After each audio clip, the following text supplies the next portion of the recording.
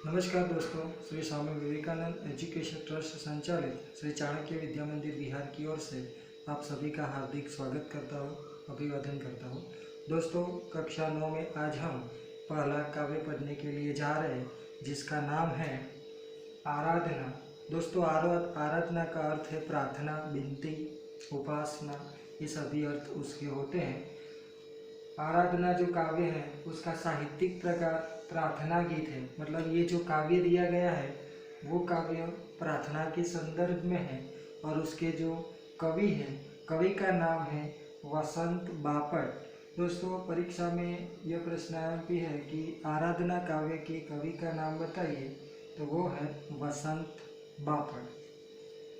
चलिए दोस्तों, सबसे पहले हम कवि का परिचय जान लेते हैं। तो श्री वसंत बापट जी का जन्म महाराष्ट्र राज्य के सतारा जिला और उनका जो गांव है कराड़ गांव, तो कराड़ गांव में हुआ था। ये प्रश्न आया भी हो सकता है कि वसंत बापट जी का जन्म किस गांव में हुआ था, तो कराड़ गांव में। चलिए दोस्तों, आगे चलते हैं। पुणे कर्मभूमि है। देखिए, जो वसंत बापट है वो महाराष्ट्र राज्य का एक शहर है पुणे, वह उनकी कर्मभूमि है। कर्मभूमि मतलब जो काम करते हैं, व्यवसाय करते हैं, जहाँ से धंधा रोजगार पैसा कमाते हैं, वो कर्मभूमि कहलाती है। दोस्तों याद रखिए, कर्मभूमि और जन्मभूमि में भेद होता है। जहाँ पर जन्म होता है वो जन्मभूमि, और जो जहाँ पर हम काम करते हैं, नौकरी धंधा उद्योग करते हैं, तो वो होती है कर्मभूमि। तो पुणे उनकी कर्मभूमि थी। चलिए दोस्तों, वो उनका व्यवसाय क्या था, तो प्राध्यापक थे, मतलब पढ़ाने का काम करते थे। सेतु, बिजली, सकीना, अकारवी, दिशा, तेजस्वी उनकी रचनाएं हैं। तो श्री वसंत बापट जी ने हिंदी साहित्य में साथ ही साथ मराठी भाषा में भी काफ़ी योगदान दिया है। तो ये सब उनकी काव्य रचनाएं हैं। सेतु, बिजली, सकीना, अकारवी, दिशा, तेजस्वी। तो ये बात आपको याद रखनी पड़ेगी। चलिए दोस्तों, अब ये जो आराधना काव्य दिया गया है, ये आराधना प्रार्थना गीत दिया गया है, वो क्या है, तो यह प्रार्थना गीत मराठी भाषा से अनुदित है। मतलब ये जो काव्य है वह मूल मराठी भाषा में दिया गया है, क्योंकि वसंत बापट मराठी है और मराठी उनकी मातृभूमि है, मातृभाषा है, और मातृभाषा में उनकी ये जो काव्य रचना आराधना है वो लिखी गई है। मतलब मराठी भाषा में लिखी गई है और मराठी भाषा में से उसका अनुवाद हिंदी में किया गया है। इसलिए ये प्रश्न अति IMP है कि ये जो मूल काव्य है वो मराठी भाषा में लिखा गया है, और यहाँ पर हमारी पाठ्य पुस्तक जो नौवीं की पाठ्य पुस्तक है उसमें वह हिंदी भाषा में दिया गया है। तो यह बात आपको याद रखनी है। यह प्रार्थना गीत मराठी भाषा से अनुदित है। अनुदित मतलब उसका अनुवाद हिंदी में किया गया है। चलिए दोस्तों, अब हम ये जो काव्य है उसकी जानकारी गुजराती भाषा में समझेंगे, उसके बाद हिंदी में समझेंगे।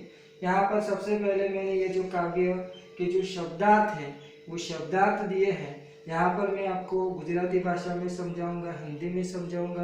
आपको यहाँ पर थोड़ा सा ध्यान रखना होगा कि कौन से शब्द का शब्दार्थ क्या होता है, उसका अर्थ क्या होता है, वो भी आपको समझना पड़ेगा।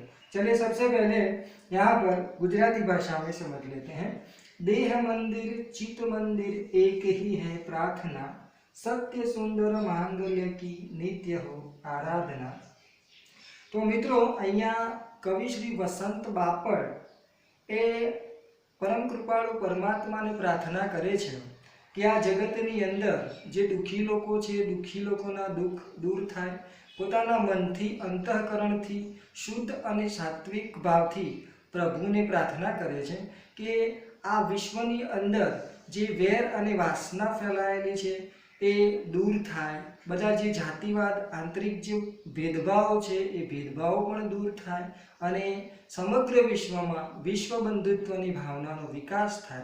ए हेतुथी तेओ परम कृपाळु परमात्मा एटले कि ईश्वर ने प्रार्थना करी रह्या छे, विनंती करी रह्या छे, अभ्यर्थना करी रह्या छे, आराधना करी रह्या छे। तो आओ अहींया आपणे समजीए शुं कहेवा मांगे छे कि देह मंदिर, देह एटले शरीर અહીંયા અર્થ આપેલો છે ચિત્ત એટલે મન। તો અહીંયા વસંત બાપટ એવું કહે છે કે મારા દેહરૂપી મંદિરથી ચિત્તરૂપી મંદિરથી એક ही है प्रार्थना, હું એક જ પ્રાર્થના કરું છું, હું એક જ વિનંતી કરું છું કે આ જગતની અંદર સત્ય સુંદર માંગલ્ય કી નિત્ય હો આરાધના। સત્ય સુંદર અને ભલું જેને આપણે કહીએ છીએ મંગળની દરરોજ, નિત્ય એટલે દરરોજ આરાધના થાય। આરાધનાનો અર્થ સમજવાનો છે આપણે પૂજા, અભ્યર્થના। તો ફરીથી સમજશું કે દેહ મંદિર ચિત્ત મંદિર, હું દેહ મંદિરથી એટલે કે મારા શરીર રૂપી મંદિરથી, મન રૂપી મંદિરથી એક જ પ્રાર્થના કરું છું કે આ જગતની અંદર સત્ય સુંદર અને કલ્યાણની નિત્ય એટલે કે દરરોજ આરાધના થાય। મિત્રો આનો થોડો વ્યાપક અર્થ આપણે એવી રીતે સમજી શકીએ કે આ જગતની અંદર દરેક લોકો સત્યના માર્ગ પર ચાલે, સુંદર એટલે કે દરેકના મનની અંદર સુંદર વિચારો પ્રાપ્ત થાય, માંગલ્ય એટલે લોક કલ્યાણની ભાવનાનો હંમેશા વિકાસ થાય એવું અહીંયા કવિ કહેવા માંગે છે। ચલો મિત્રો આગળ જોઈશું। દુખિયારો કા દુઃખ જાય યહી હૈ મન કામના। કવિ પોતાની મનોકામના, પોતાના મનની એક ઈચ્છા વ્યક્ત કરે છે, મન કામના, મનની ઈચ્છા વ્યક્ત કરે છે કે આ જગતની અંદર જે દુખી લોકો છે એ દુખિયારોના દુઃખ દૂર થાય, દુઃખ જાય એટલે કે જે દુખી લોકો છે એમનું જે દુઃખ છે દુઃખ દૂર થાય એવી મનથી ઈચ્છા વ્યક્ત કરી રહ્યા છે। વેદના કો પરખ પાए જગાએ સંવેદના। મિત્રો વેદના એટલે કષ્ટ, પીડા, દુઃખ, દર્દ, પરખ એટલે કે મહેસૂસ કરવું, અનુભવ કરવું, અને જગાએ મતલબ જાગૃત થાય, સંવેદના એટલે કે સહાનુભૂતિ, અનુભૂતિ એવો પણ અર્થ આપણે લઈ શકીએ। તો આ જગતની અંદર જે કષ્ટ છે, પીડા છે, વેદના છે, જે દુઃખી લોકો છે એ દુઃખી લોકોની વેદના બીજા લોકો સમજી શકે અને એમના પ્રત્યે જે સમજદાર વ્યક્તિ છે એમની અંદર સહાનુભૂતિનો ભાવ પેદા થાય, લોકો એમના પ્રત્યે સંવેદના અનુભવે, અનુભૂતિ અનુભવે એવું અહીંયા કહેવા માંગે છે કે જગતની અંદર જે વેદના છે, દુઃખ છે, એ દુઃખને લોકો ઓળખે અને એ દુખિયારાઓ પ્રત્યે સંવેદનાનો ભાવ જાગૃત થાય એવું અહીંયા કવિ કહેવા માંગે છે।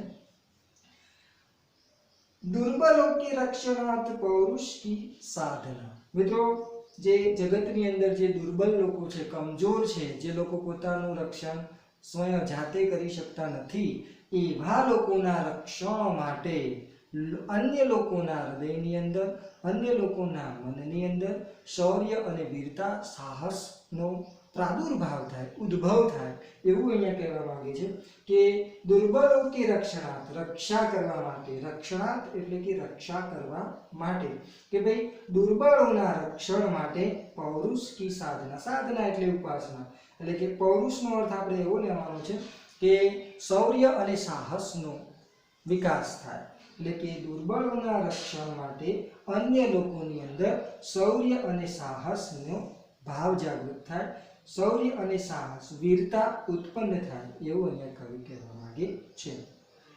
બીજું કહેવાય છે જીવન में नव तेज हो। મિત્રો નવ તેજ એટલે કે નવ પ્રકાશ, ઉન્નતિ, જાગૃતિ એવો પણ અર્થ આપણે લઈ શકીએ છીએ કે જીવન में नव तेज हो अंतरंग में भावना। अंतरंग એટલે હૃદય, ભાવના એટલે કે સારો એવો વિચાર।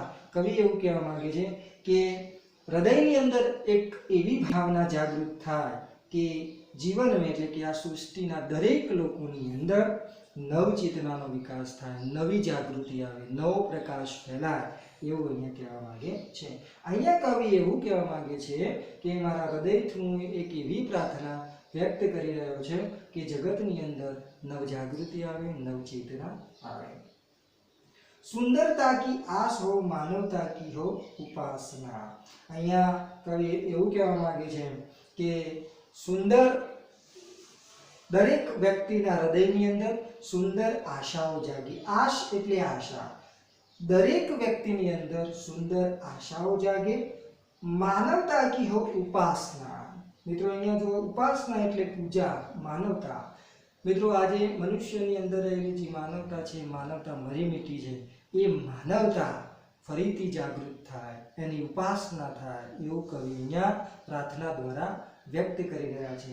અહીંયા કવિ એવું કહેવા માંગે છે કે સૃષ્ટિના દરેક લોકોની અંદર સુંદર સુંદર આશાઓનો વિકાસ થાય, સાથે સાથે જે માનવતા છે એ લોકોની અંદર માનવીય મૂલ્યો જાગૃત થાય, માનવતાનો ઉદ્ભવ થાય એવું અહીંયા કવિ કહેવા માંગે છે. સુંદરતા કી આસ હો, માનવતા કી હો ઉપાसना. મિત્રો આगे એવું કહેવા માંગે છે કે શૌર્ય પાવે, ધૈર્ય પાવે, યહી હે અભ્યર્થના. અભ્યર્થના એટલે વિનંતી, પ્રાર્થના. કવિ એવી પ્રાર્થના વ્યક્ત કરે છે કે આ સૃષ્ટિના લોકો શૂરવીર બની એમની અંદર શૌર્ય અને સાહસનો વિકાસ થાય, શૌર્ય અને સાહસ પાવે એટલે કે પ્રાપ્ત કરે, ધૈર્ય મતલબ ધીરતા, ધીરજ પ્રાપ્ત કરે, યહી હે અભ્યર્થના. તો કવિ એવું કહેવા માંગે છે કે લોકો શૌર્ય અને વીરતા પ્રાપ્ત કરે, ધીરજ પણ પ્રાપ્ત કરે એવું અહીંયા કવિ કહેવા માંગે છે. મિત્રો આ ખાસ વાત છે કે ભેદ સભી હસ્ત હોવે, વેર ઓર વાસના. મિત્રો ભેદ એટલે કે જે જાતિ પાતિ, ઊંચ નીચ, અમીર ગરીબ, જ્ઞાતિવાદના જે ભેદભાવો છે એવું કવિ કહેવા માંગે છે કે આ સૃષ્ટિની અંદર ભેદ સભી હસ્ત હોવે. હસ્ત એટલે દૂર થાય, જેને આપણે કહીએ છીએ કે લોકો ભૂલી જાય. ભેદ સભી અસ્ત હોવે તો જાતિવાદના, ઊંચ નીચના, અમીર ગરીબના જે ભેદભાવો છે એ ભેદભાવો દૂર થાય એવું અહીંયા કવિ કહેવા માંગે છે. વેર ઓર વાસના. મિત્રો વેર એટલે કે દુશ્મનાવટ. આજે માનવી એકબીજા પ્રત્યે જે દુશ્મનાવટ ફેલાવી રહ્યો છે, જે દુશ્મનીના બીજ વાવી રહ્યો છે, બીજ દૂર થાય. વેર ઓર વાસના. વાસના એટલે કે જે વિચારો છે, ખરાબ વિચારો છે, એ ખરાબ વિચારો પણ દૂર થાય. તો કવિ અહીંયા એવી અભ્યર્થના વ્યક્ત કરી રહ્યા છે કે ભેદ સભી અસ્ત હોવે એટલે કે દરેક પ્રકારના જે ભેદભાવો છે એ દૂર થાય અને દુશ્મનાવટ અને જે ખરાબ વિચારો છે એ ખરાબ વિચારો પણ દૂર થાય. માનવતા કી એકતા કી પૂર્ણ હો કલ્પના. કલ્પના મતલબ વિચાર કે આજે દરેક વ્યક્તિના હૃદયની અંદર એક એવી કલ્પના છે કે માનવ કી એકતા એટલે કે આ સૃષ્ટિ પર વસનારો દરેક માણસ છે એ માણસ એક થાય, એકતાપૂર્ણ વાતાવરણ બને એવી જે કલ્પના છે એ પૂર્ણ થાય એવી કવિ અભ્યર્થના વ્યક્ત કરી રહ્યા છે. આગળ કહે છે કે મુક્ત હમ ચાહે. ચાહે મતલબ ઈચ્છિત. અમે એવું ઈચ્છી રહ્યા છીએ કે મુક્ત એટલે આઝાદ, સ્વતંત્ર. આ સૃષ્ટિનો દરેક વ્યક્તિ મુક્ત, સ્વતંત્ર અને આઝાદ બને અને એક હી બંધુતા કી કામના. કામના મતલબ ઈચ્છા. અહીંયા બંધુતાનો અર્થ આપણે એવું લઈશું કે ભાઈચારો, કે આ સૃષ્ટિ પર વસનારો દરેક વ્યક્તિ વિશ્વ બંધુત્વની ભાવનાનો વિકાસ થાય, દરેક વ્યક્તિ બીજા વ્યક્તિને પોતાનો ભાઈ સમજે એવું અહીંયા કવિ કામના વ્યક્ત કરી રહ્યા છે, ઈચ્છા વ્યક્ત કરી રહ્યા છે કે આ સૃષ્ટિની અંદર વિશ્વ બંધુત્વની ભાવનાનો વિકાસ થાય અને દરેક વ્યક્તિ સ્વતંત્ર બને, મુક્ત બને, આઝાદ બને અને પોતાના વાણી સ્વાતંત્ર્યને ચોમેર ફેલાવી શકે. તો આશા રાખું છું કે મિત્રો તમને ગુજરાતીમાં ખબર પડી છે. હવે નેક્સ્ટ આપણે હિન્દીમાં જોઈશું.